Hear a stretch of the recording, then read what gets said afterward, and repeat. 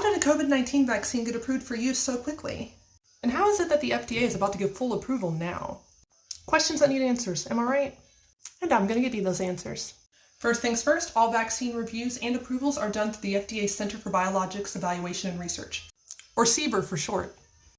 And before any vaccine manufacturer can begin clinical trials in humans, they have to submit what is known as an Investigational New Drug Application, or an IND, to CBER for approval. And let me tell you, putting an IND application together ain't a walk in the park.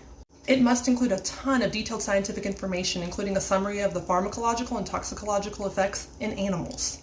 Psst, that means they gotta do animal trials first. And don't take my word for it. You can find all of this information in Title 21 of the Code of Federal Regulations, Section 312.23. So then the IND is approved. What next? Well, the clinical trials in humans start, and it has to go through 3 phases, only moving to the next phase when the previous phase was proved to be safe and effective. And CBER is monitoring this process the entire time.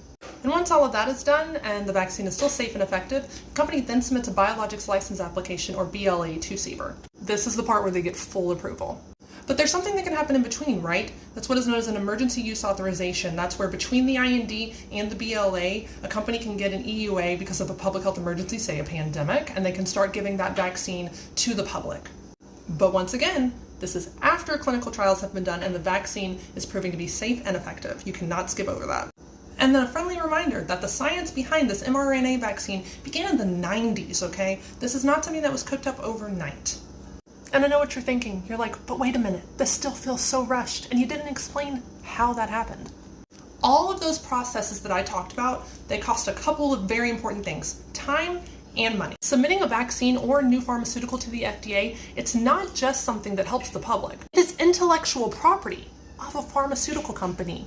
And when it comes to intellectual property rights, first dibs is a huge deal.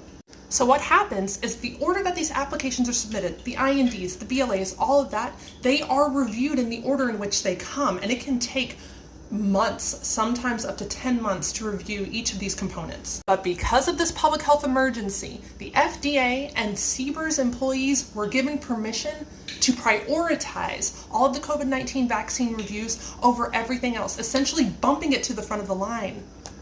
That's where you're seeing the time shaved off. And don't forget about the money. Laboratories, researchers, equipment, those things cost dollar bills. And so when you ask questions like, if the science already existed, why didn't we already have this? The sad reality is that these pharmaceutical companies had to care enough to spend money on researching this. And a pandemic is kind of a huge push to do that. So remember, the bureaucracy got expedited, but the science did not. As always, these views are my own and not a representation of any organization or government. Bye!